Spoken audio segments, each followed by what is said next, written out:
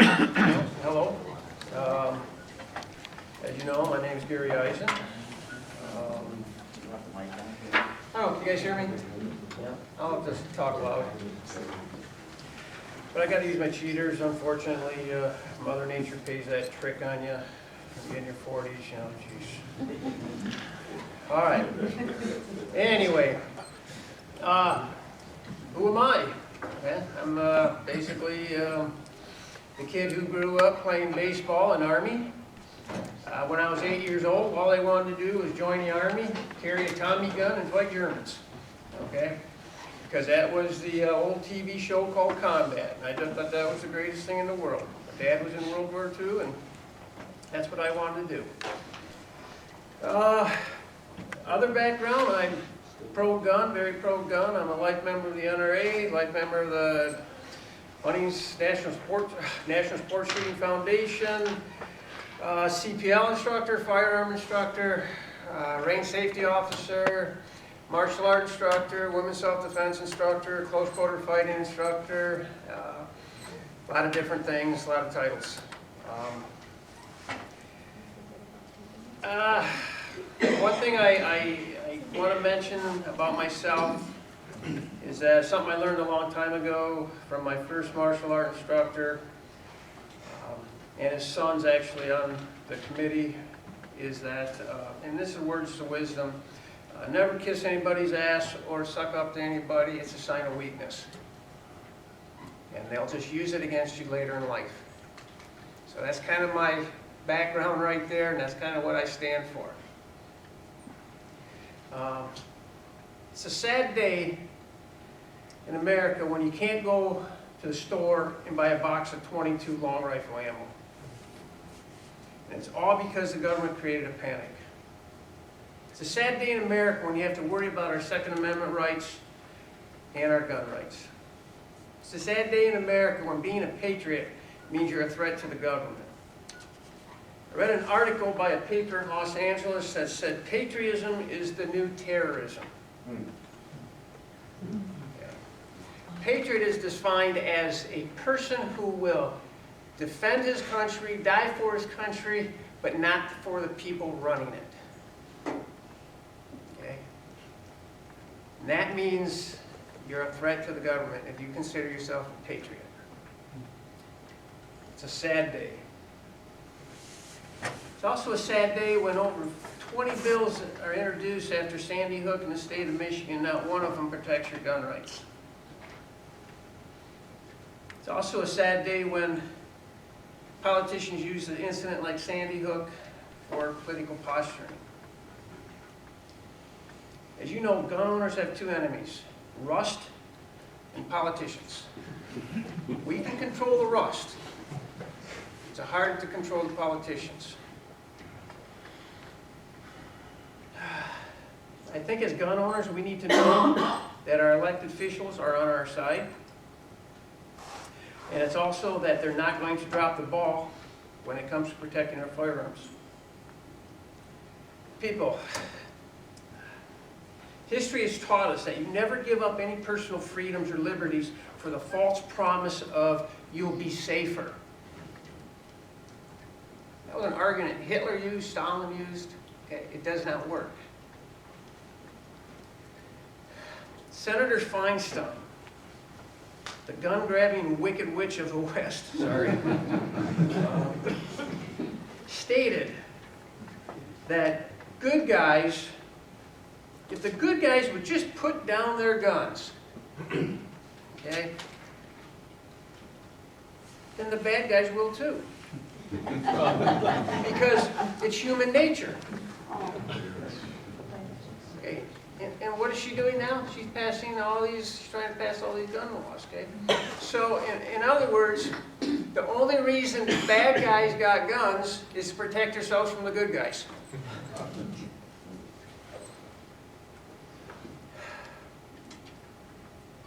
I personally feel if we lose our Second Amendment, we'll no longer exist as the United States of America.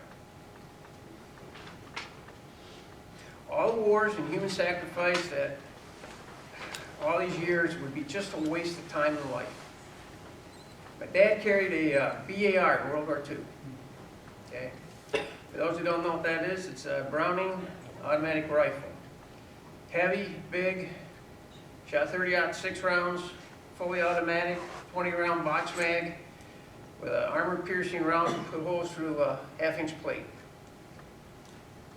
It's a sad day when he says to me, "This is not the America I fought for."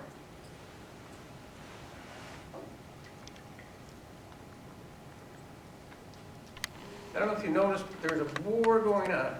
God, I'm getting upset. I guess I love guns.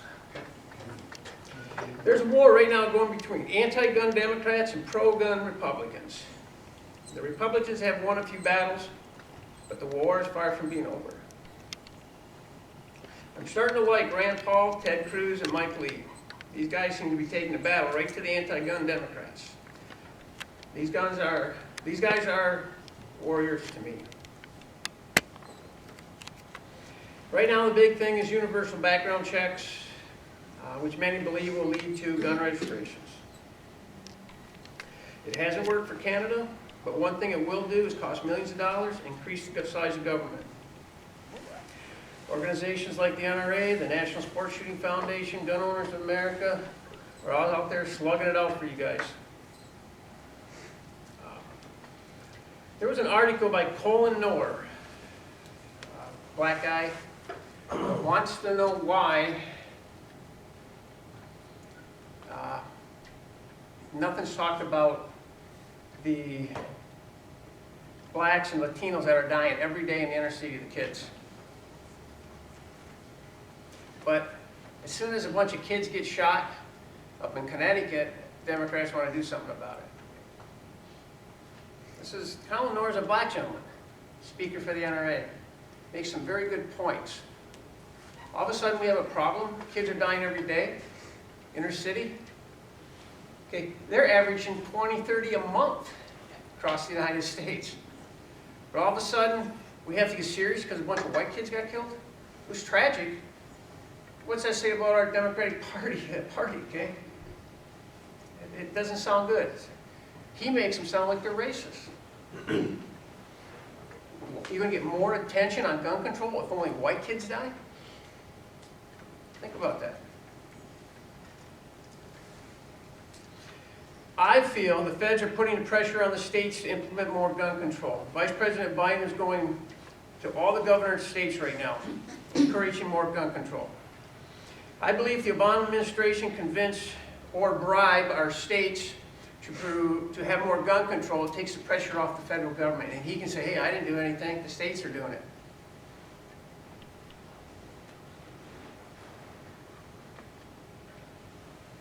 Right now, we have a Republican House, Senate, governor. I feel this is the time to pass pro-gun bills to protect our guns, Michigan gun owners, to protect Michigan gun owners. What happens in 2004 if we lose the governor, Senate, or the House? Joe Biden will be here, knocking on the door, trying to push Michigan into more gun control. And what they'll do is throw money at us to do that. Why didn't Japan attack the U.S.? One of their admirals says, we cannot attack the United States because there's a gun behind every bush. The American people are the original Homeland Security. I hope we all agree to that. How many of you are sick and tired of hearing, why do you need an AR-15 or a high-capacity mag? I get it all the time. Well, one reason is I compete with it, okay? It's a sport for me. I shoot 3-gun, AR-15, tactical shotgun in a 1911 45. But then I say this, if the President of the United States, the Vice President, and all the anti-gun Congress will guarantee me on their life that the bad guys, the criminals, the blue helmets, and the gangbangers are not going to use assault weapons or high-capacity mags, then I won't feel the need to own one. But until that time, shut the hell up and leave me alone, okay?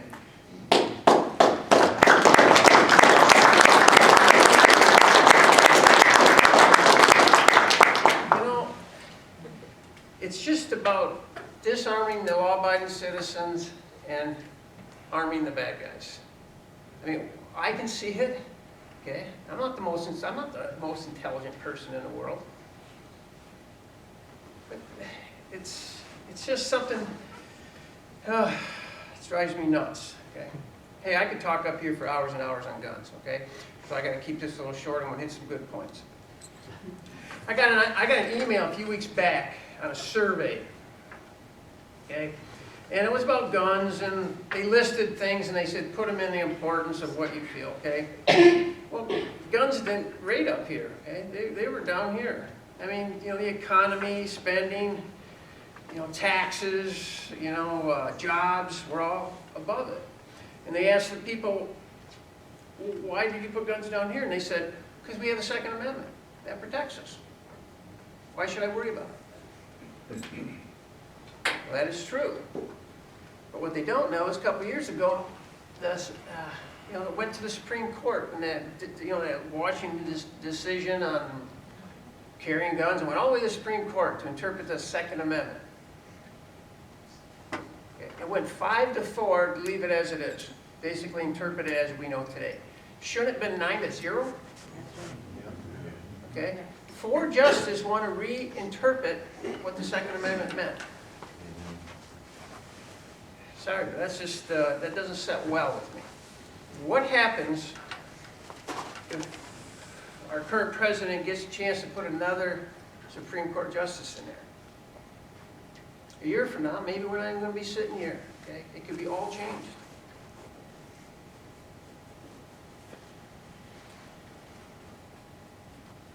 You got to wonder why China,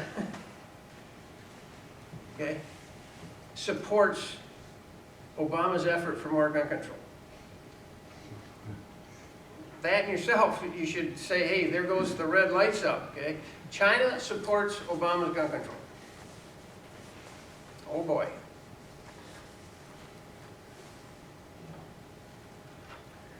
I read an article last week too, how the UN trade treaty was approved by Obama and up for vote in the General Assembly. Basically what that means is if it all passes, it'll put the UN in charge of our firearms, basically. I personally don't want that.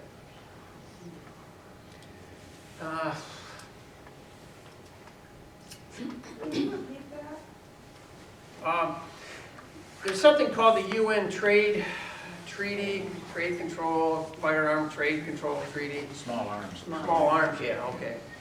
Well, they called it just the Arms Trade Treaty when I got my email, all right?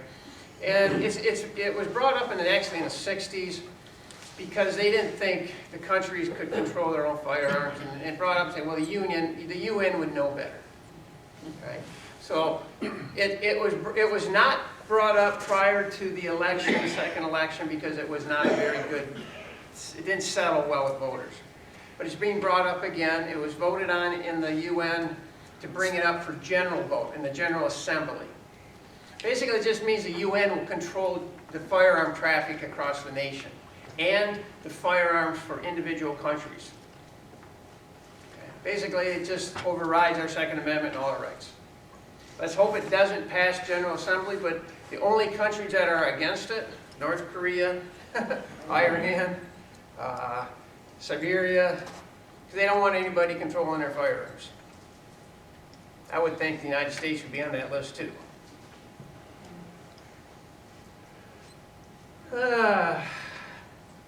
right, my dad and others fought overseas to protect our Constitution, our freedoms. I plan on fighting here, okay, to help preserve our gun rights and the American way of life. And that brings me up to Shane. Okay, came to me and asked what can we do to fire up the Republican Party, conservative base, pro-gun people. You have to show that there's two definite trains of thoughts. There's a certain group of people that really don't want you to have firearms, and then there's a group of people that do. Okay. I'm on this side. Okay. I'm on the pro-gun, conservative side. So we talked a little bit, and I said, well, what can we do? Well, I tell you what, maybe we can form a committee and talk about bills and talk about things going on, put it on the website, have email, okay? Let the people know what's going on. Too many voters are uninformed, and they actually believe the crap that's on TV. Okay? I'm sorry, but I'm a welder, okay? I had to go to school to learn how to swear. Okay? I got an A in it. Kind of like truck drivers. Anyway, I think the next 4 years will be a rocky road for gun owners. The 2014 election will mean a lot if we lose certain House or Senate. And then lame duck for a president is always not a good time for conservative if you have a Democrat president. So I guess I want to make it quite clear that we have two parties, and we need to convince people that, the pro-gun conservative party is where to go. The goal of the committee is to inform, educate, advise our politicians and the public on gun issues, gun concerns. Okay. I got a few executive committee members. I have Rick Kerp here. He's a friend of mine, a fellow martial artist, and Sean Wirtz, another friend of mine, another martial artist, Todd Nacinio, cop down in Detroit, one of my black belts, and Bob Beck. Knows a lot about guns, not a bad shot. Okay. You were supposed to tell him about that. Yeah. But I'm getting input from people. I had them read stuff, talk to me, because I look at things a certain way, someone else looks at things a different way. And if we can, get together and formulate, what this bill means or how it's interpreted, and then we can post it and put it in the newspapers, put it on the website, just to inform the people. Good ones, bad ones, all of them. We'll discuss bills and legislations. We'll rate the bills. We will rate the officials. I will offer suggestions. We'll have fundraisers. We'll hold meetings. Our public officials will be invited to the meetings. We will offer GOP-sponsored CPL classes, women's self-defense classes, Navy hunter safety,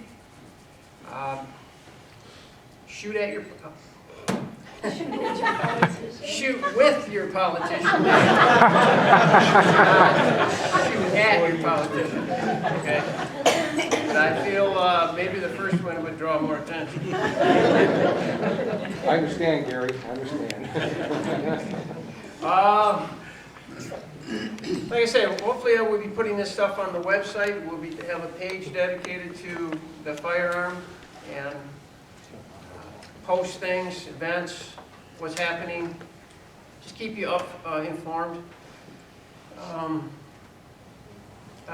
Another website is called andysbeef.com.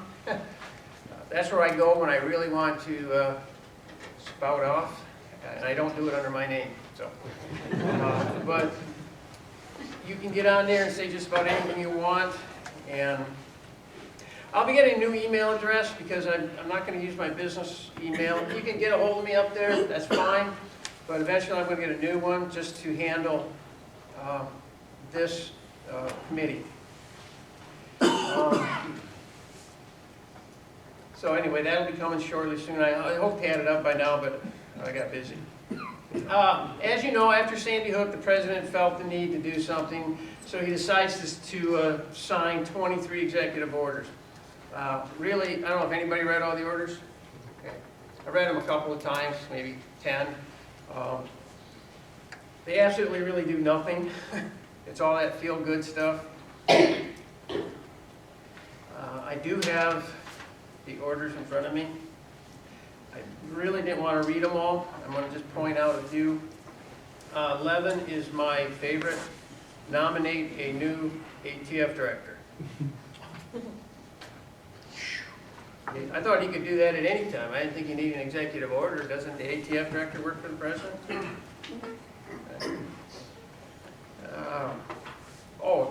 Direct the Attorney General to review the categories of individual prohibited from having a gun to make sure dangerous people are not slipping through the cracks. So the Attorney General, fast and furious, is going to try to keep guns out of bad people's hands.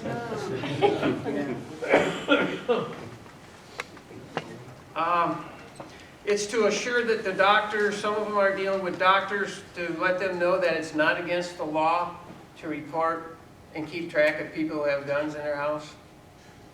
And he wants to assure that they know that. It's not prohibited by the Affordable Care Act. That if you keep track of people's guns, you can ask questions.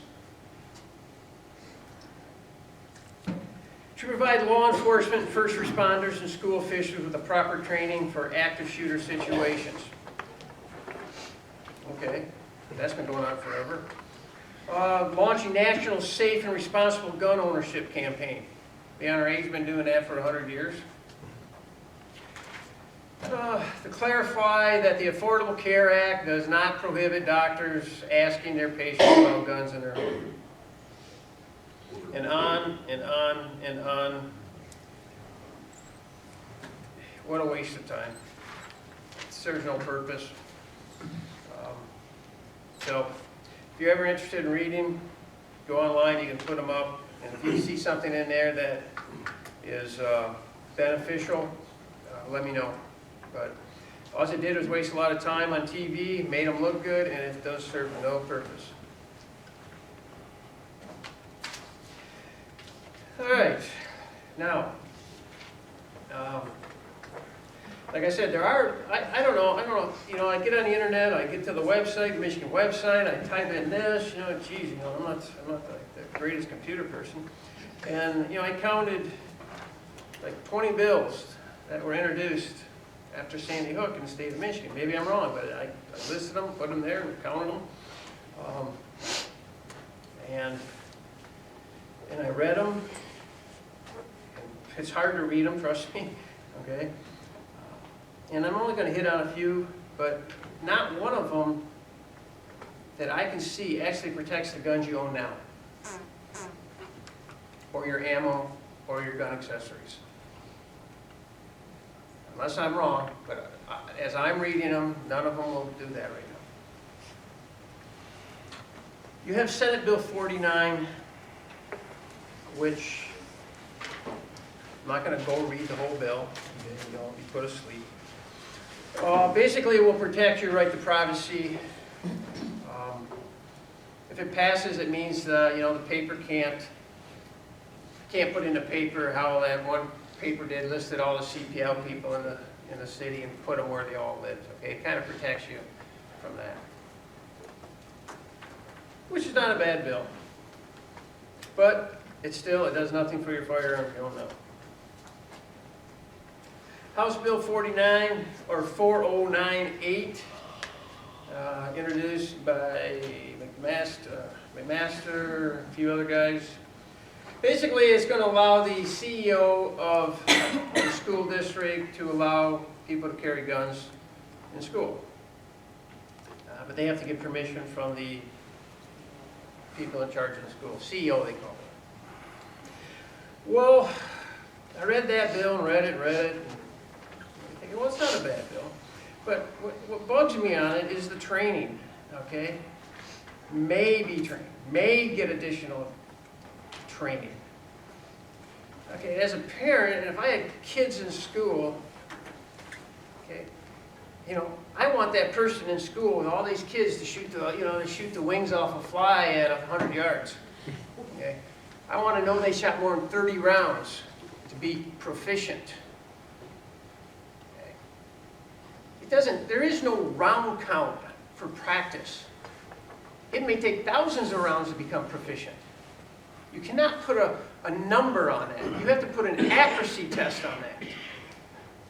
Anybody just go in the ring and go bang, bang, bang, bang, bang, bang, bang, bang, bang. Well, I shot 30 rounds, I'm pretty good now.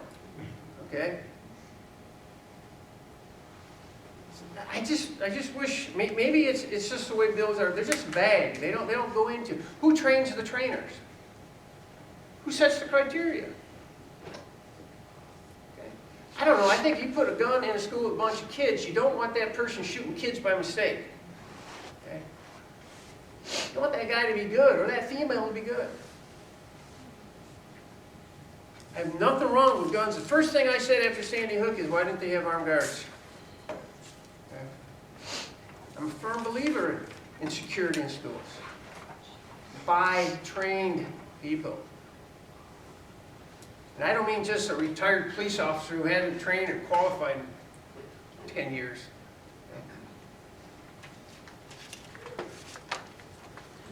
So anyway, for the most part, it's probably a good bill. I wish they would explain a little bit more on the training end of it. I just, you know, I just would hate to see someone in the schools, because the bill passes, and ends up shooting a bunch of kids by mistake because they didn't have the training. All that's going to do is hurt the pro-gun movement. See, we told you they couldn't do it. See, we told you that. We told you this. We told you it wouldn't work. All right. Then you got House Bill 4105. It's a very short bill. It's only 2 pages, which is very rare that I found. Most of them are like 40 pages. Basically deals with allowing you to carry, well, this bill, and I'm still not quite sure. The Michigan Penal, it's called the Michigan Penal Code, amending section 23, and all this. People of the state of Michigan enact. Section 1, except as provided in subsection 2, a person shall not possess a firearm on the premise of any of the following. Basically a bank, a church, court, theater, sports arena, daycare center, hospital, a bar, a library. And then section 2 says, this section does not apply to the following. A person who owns or is employed or is contracted by, you know, the company to carry a gun there for, you know, to protect the place. A peace officer, a person licensed by the state or another state to carry a concealed weapon, a person who possesses a firearm on the premise of an entity described in subsection 1, if that possession is in the permission of the owner or the agent, they can also. That means if you get permission to carry a gun on it, it's okay. A person who violates this section is guilty of a misdemeanor punishable by imprisonment for more than 90 days or a fine of more than $100. So what they're saying is, if this goes through and you have a CCW, you'll be allowed to carry in a bank, which you're already allowed to carry in a bank, a church, a court, I don't see that happening, a theater, which you can already do that now, a sports arena, depending on the amount of people that go, daycare center, a hospital, and a public library. The only thing it doesn't mention is schools or colleges or dormitories and all that stuff. It keeps that out. So I guess it does increase places that you can carry, but it really doesn't hit that school or college campus or issue. So, I mean, I guess it's not an evil bill, but it's still, I don't know. Doesn't really do anything to the guns you own now, and it may be okay. It's just my opinion and some of the members of the committee's opinion. And I'm going to last I'm just going to talk real quick on 2 of the bills: House Bill 4099 and Senate Bill 63. It's the same exact bill. So I first saw this bill I think about 4 years ago. Phil sent it to me. Read over when he was a state rep, and it's called the Michigan Firearm Protection Bill Act. It's okay. I think it should be called the Limited Firearm Manufacturing Protection Act, because it basically deals with manufacturing of firearms. Some of the wording in the first part is kind of iffy. A bill to create the Michigan Firearm Freedom Act to make certain findings regarding interstate commerce, to prohibit federal regulations of firearms, firearm accessories, ammunition involved purely in interstate commerce in this state, to provide for certain exceptions to federal regulations, and to establish certain manufacturing requirements. Like I said, I saw this bill 4 years ago. I don't know why it wasn't put forth back then. Maybe it wasn't that important then. But for some reason, I guess it's more important now. What I don't basically, if you don't know what it means, is if a gun is manufactured in the state of Michigan from basic raw materials and stays in the state of Michigan and is sold in the state, stays in the state, it's not going to be subject to federal firearm regulations. So anything that crosses the state line can be regulated by the federal government. But if it's made here, sold here, and only stays here, technically it's can't be regulated. That's what kind of the bill is about. So hopefully it's about bringing companies here to build guns, I hope. I mean, it'd be very cool to have, besides the car capital, be the firearm capital, right? But now you got to ask yourself, which company is going to come here just to build guns and sold in Michigan? You know, firearm companies, Remington, Mossberg, Browning, Winchester, you know, they sell guns all over the place. You know, maybe they may come here and do that just to sell guns in Michigan. I don't know. I doubt it. Now, there's about 12 other states that have this same bill, almost word. Montana started it a few years back, and basically the bill, it's identical. It's almost identical. And they do have a couple of companies in Montana that make guns, that make firearms that say made in Montana, and they're basically okay. They are rifles, and they're custom rifles, and the starting price is somewhere around $4,000. Okay, because they're custom made. What Montana has that Michigan doesn't have is a company that makes barrels. Okay? They forge and can make custom barrels for firearms. Okay? Michigan doesn't have that, so a company would have to come here to make barrels from raw materials. It may happen, yeah. But also, in order for the ammo not to be regulated, the ammo has to be built here too. That means the gunpowder has to be made here from scratch. The casings have to be stamped. The primers have to be made here. Okay, it all has to be assembled here and staged here. Maybe that'll open the door for an ammo company to come to Michigan, just to sell ammo in Michigan. Maybe. I don't know. Maybe it will. Now, I thought this would be a good opportunity for me to start building guns. What the heck? Let me get on the bandwagon. Let me be the first gun manufacturer in Michigan. So I started building a prototype. I already got it mostly built. Okay? It's really against the law to do that, but it doesn't fire, so it's not against the law yet. All right? So I walked around my shop and I built a shotgun in 6 hours. A single shot shotgun. With just the stuff I had laying around my shop. Okay? I'm thinking this is pretty cool. Okay? I could build shotguns. Okay, sell them in Michigan. I don't know how the federal government's going to react to that. I don't know how the state government's going to react to that, because they're going to have to set the manufacturing guidelines. But what the heck? Hire a couple of guys, build some. Actually, we're going to call it the Michigan Gut Blaster. Okay, single shot home defense shotgun. Sell them for $100.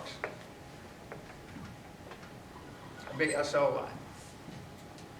But we found when we read more in the bill is line 18 on page 4. A firearm that discharges 2 or more projectiles with one activation of the trigger or other firing device cannot be built in the state of Michigan. I'll read that again. A firearm that discharges 2 or more projectiles with one pull of the trigger cannot be built in the state of Michigan under this bill. All right. What's that mean? That means you can't build shotguns. Every time you pull that trigger, you can have anywhere from 9 to 40 pellets come out, projectiles come out of that barrel. So that eliminates my whole idea of building a shotgun in Michigan, okay? Because I can't because of this.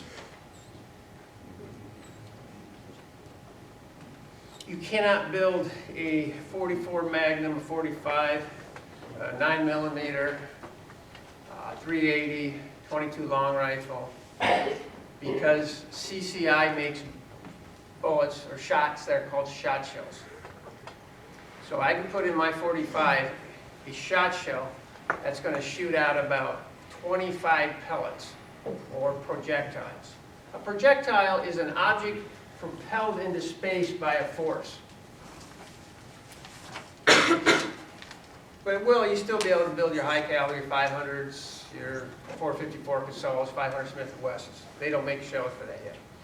So by the way that is stated, okay, I think they meant fully automatic weapons, is I think how it's meant. But if you break it down to what it says, it's basically anything that more than one projectile comes out. So basically, you know, right now the way this is reading is you can build rifles in Michigan, like Montana.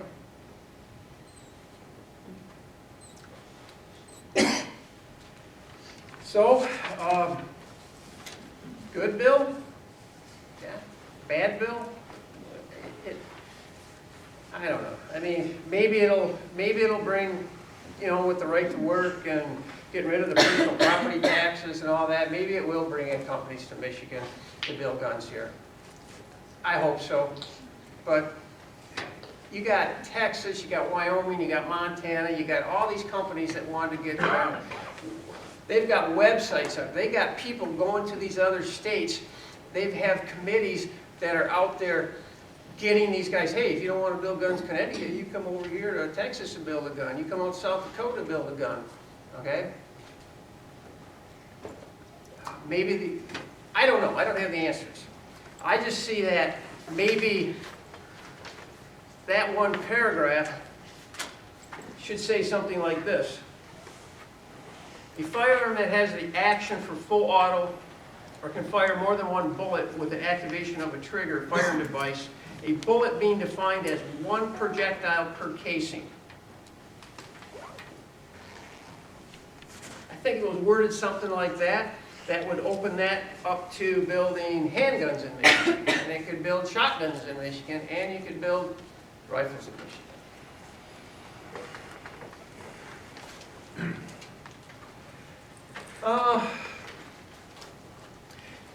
That is the only bills I actually read into because they seem to be a little bit more closer to what's going on. Wyoming, a lot of these other states are passing firearm protection bills. Wyoming so far I find has the best one. Basically says if you come to Wyoming and try to enforce any kind of federal laws, we'll throw you in jail. Okay. But it also says, it lists that they'll protect the guns you have now. Will they go through? I don't know. But it's very simple, to the point, it reads easy, and it just says they'll protect your ammunition, it'll protect your firearm accessories, and it'll protect your guns. And if the federal government decides to come into the state of Wyoming to enforce any new federal guns, that agent will be arrested and put in jail. Wow. Okay. Gary, I do want to give Okay. Senator Pavlov a chance Yeah, to talk. I'm going to just put a closing on it, and then he can.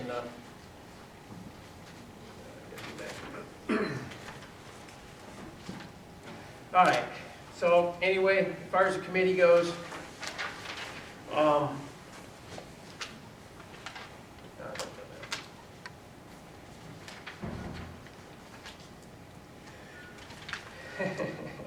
that's a little closing to say.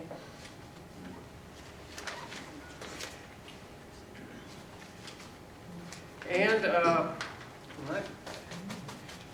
does anybody have any quick questions for me real quick?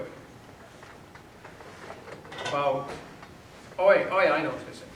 We're also going to do some fundraising. I want to create a, what we call a firearm. It's underneath your folder. Shame on me for losing my gun. Okay, we're going to have I want to form a posse, firearm freedom posse, okay, an information posse, an email posse. And we're going to be selling these bumper stickers, which basically says Michigan Firearm Freedom Fighter. I kind of stole the name from the other bill, but I substitute. Michigan Firearm Freedom Fighter, supporting the St. Clair County GOP Firearm Advisory Committee. And it's just going to be called the MF3. Okay.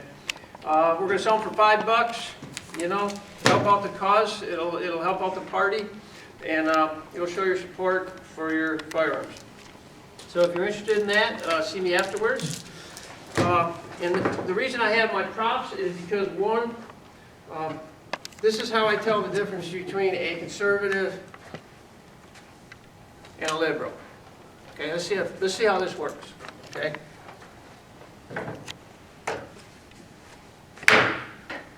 Pick one. Cell phone or the Glock? He passed. Okay? Let's try this again. With a young lady. Okay, you have a cell phone and you have a Glock there. Okay? And I have a knife. And I'm coming after you. All right? Let's see which one you pick.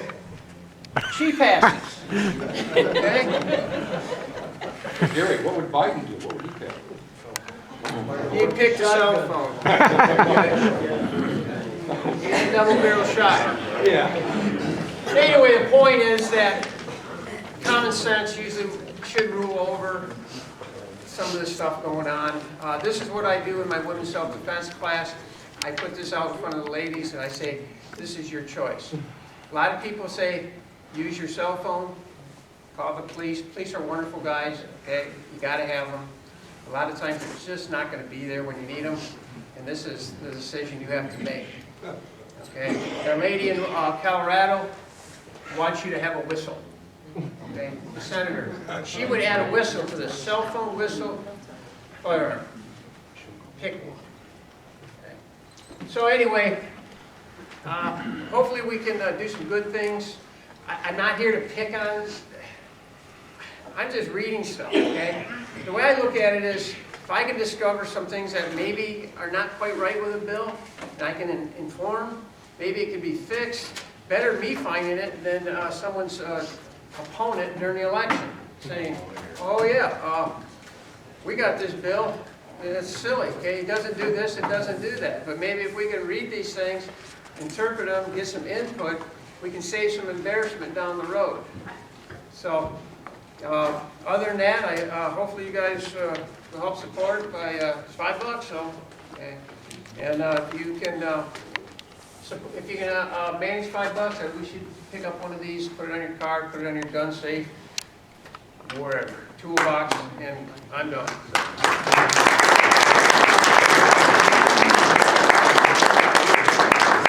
Hey, Gary, one guy's got a question. Yeah. Have you worked with Sheriff Godwin on some of this stuff? No, but I'd like to work with them. He was actually possibly going to be here tonight, but he's sick. As Senator Pavlov comes up, I do want to say one thing. One of the things this committee looks to do is keep you informed, but also keep our elected officials informed. And if you're not a regular at these meetings, you might not know that if there's one elected official we don't need to hunt down with the committee, it's Senator Pavlov. He's a regular at these meetings. He's more than happy to, he's always more than happy to share with us. He's not hard to,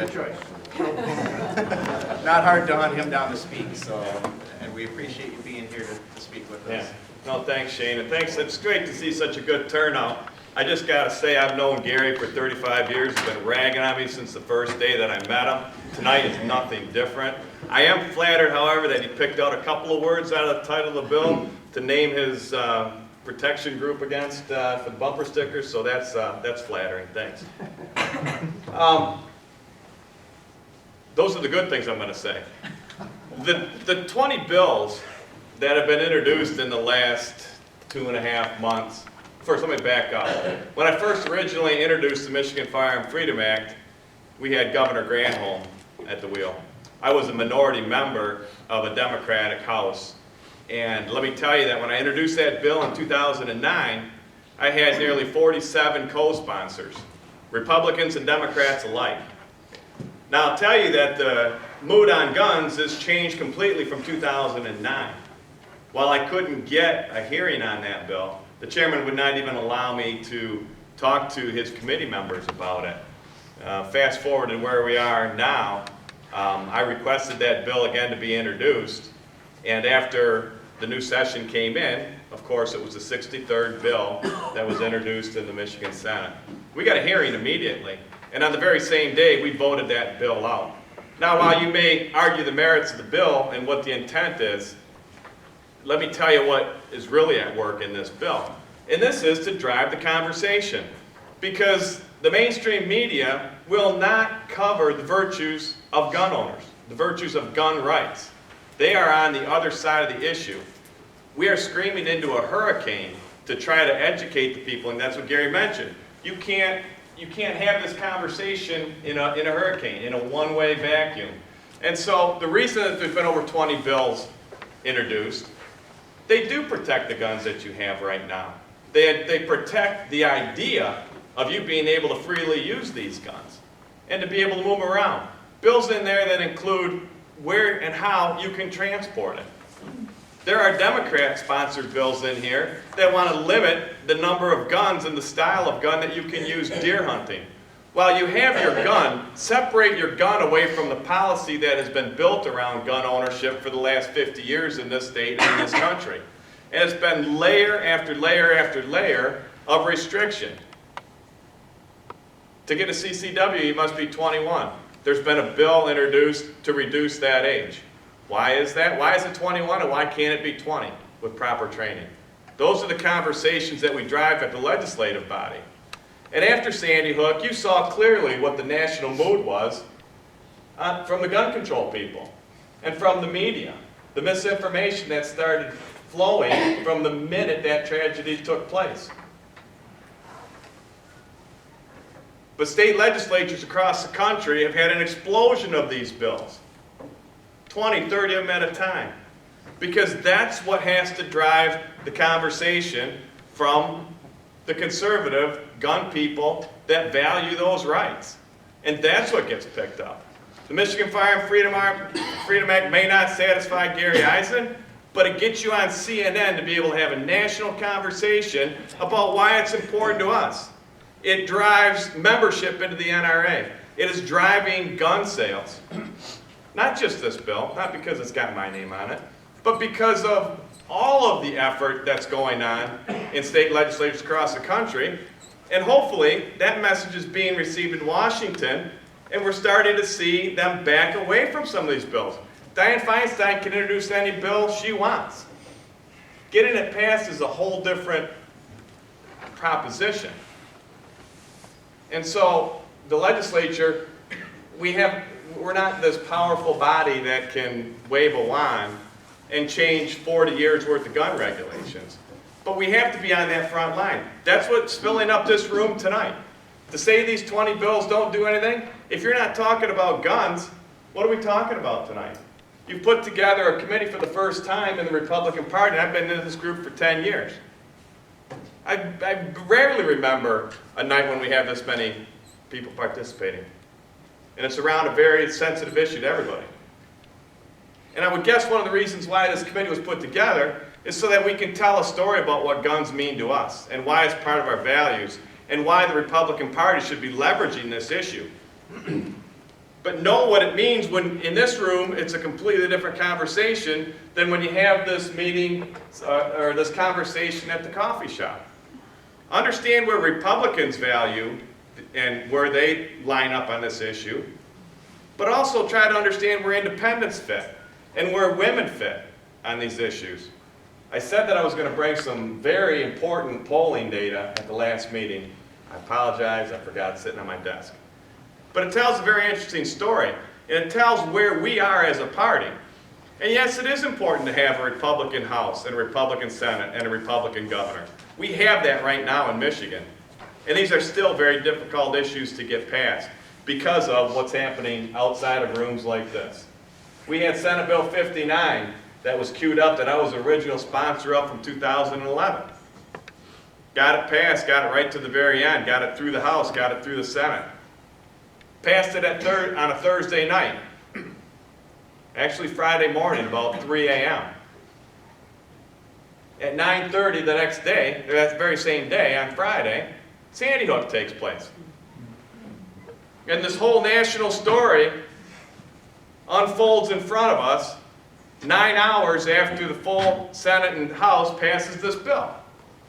You can't pick that timing. The governor's put in a position, he felt it was best to veto it. Because what it had in there was your ability to be able to carry in a school. Something that we would probably agree with, something I agreed with enough so I was a co-sponsor of the bill. So those restrictions that have been put in place on you as responsible, honest gun owners, we're trying to undo that.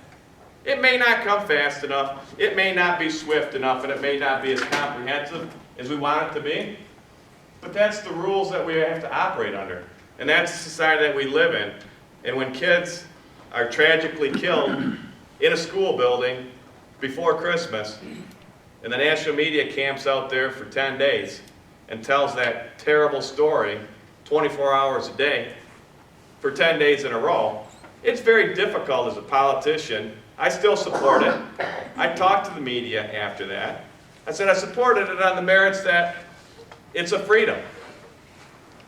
You know, there were other things in that bill that were important. Ideas to be able to streamline the CCW process. Michigan is a shall issue state. If you don't have a felony, they shall issue you a CCW.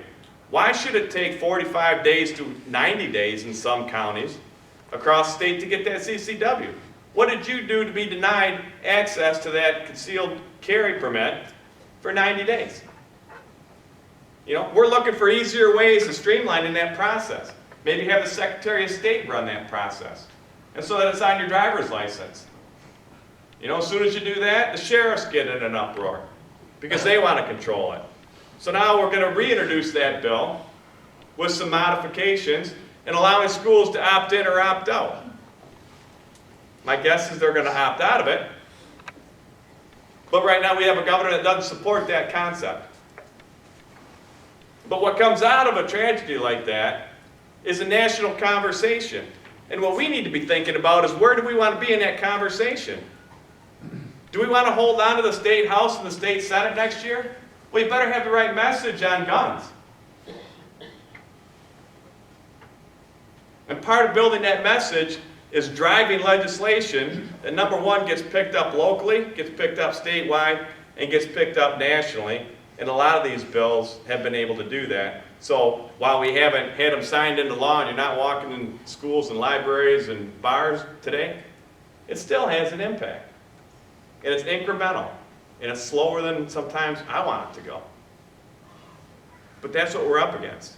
And if we're going to go into the 2014 elections and use gun rights and the Second Amendment as a defining issue of what the Republican Party stands for, we have to have that right message.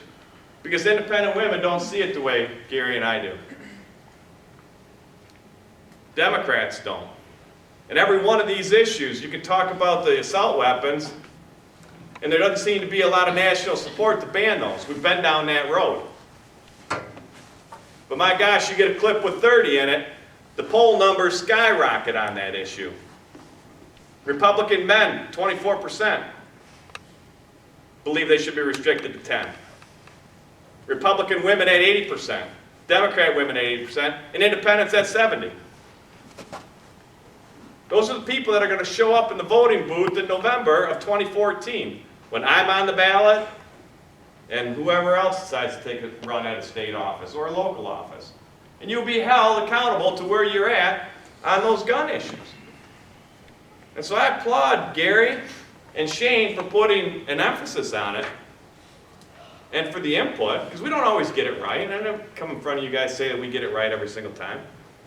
But that conversation, that dialogue is important if we're really going to be building to be able to hold on to those rights and grab back some of the restrictions that have been put on us over 40 years. We weren't in this room 20 years ago talking about not being able to hunt on a Sunday. But we took that issue on a decade ago when I was on the county board. Why should you not be able to hunt in St. Clair County on a Sunday? It's a restriction.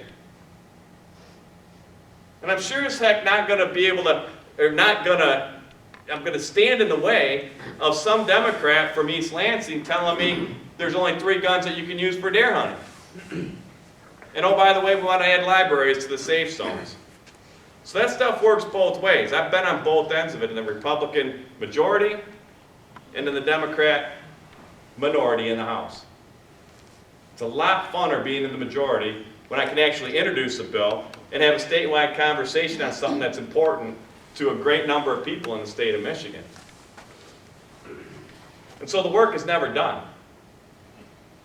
But I'd like to be able to take this energy that you guys have put together through this committee and be able to leverage it in a positive way and use it to support pro-gun people, but understand that there are steps in the process to get to where we want to go, and some of it we're just clawing back things that have been incrementally taken away from us over decades. So that's all I got. Thank you.